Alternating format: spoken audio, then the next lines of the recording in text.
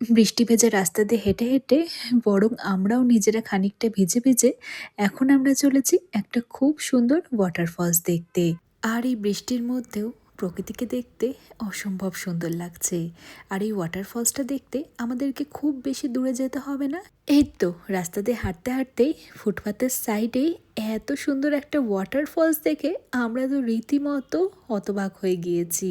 তো জার্মানি ভ্রমণের একদম শেষ দিন আমরা ছিলাম ফুসেনে। তো এই শহরের মধ্যে দিয়ে বয়ে চলেছে একটা নদী, যার নাম হলো লেচ রিভার। আর এই লেচ রিভারের মধ্যেই একটা জায়গায় রয়েছে লেচ ফলস। এই যে দেখুন, ফলসের জলটা পরবর্তীতে গিয়ে নদীর আকারে নিয়েছে। আর সত্যি এটা ভেবে আরেকটু অবাক লাগছিল যে এত সুন্দর একটা ফলস দেখতে অনেক দূরে যেতে হবে না, নর্মাল রাস্তার ধারেই হাঁটতে হাঁটতেই এত সুন্দর একটা ওয়াটারফলসের দেখা পাওয়া যায়।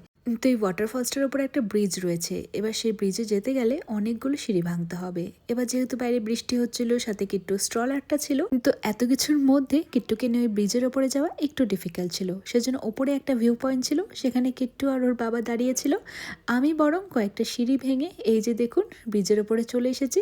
ওয়াটারফলসটাকে আর একটু কাছের থেকে দেখব। সত্যি বলতে জলের রংটা তো দেখতেই পাচ্ছেন কি সুন্দর, রোদ উঠলে পরে আরও বেশি সুন্দর লাগতো। এমনকি এখানে খুব সুন্দর রেনবো দেখা যায়। আর জলের স্বচ্ছতা এতটাই রয়েছে যে আমি একদম জলের নিচ অবধি যতটা চোখ যায় দেখতে পারছিলাম।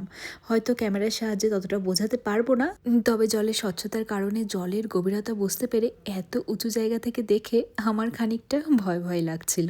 তবে এতটা বৃষ্টির জন্য আমি এখানে বেশিক্ষণ দাঁড়াতে পারিনি, নাহলে এই ওয়াটারফলসের আওয়াজ শুনতে খুব ভালোই লাগছিল। তো চলুন, আজকের জন্য বাই বাই।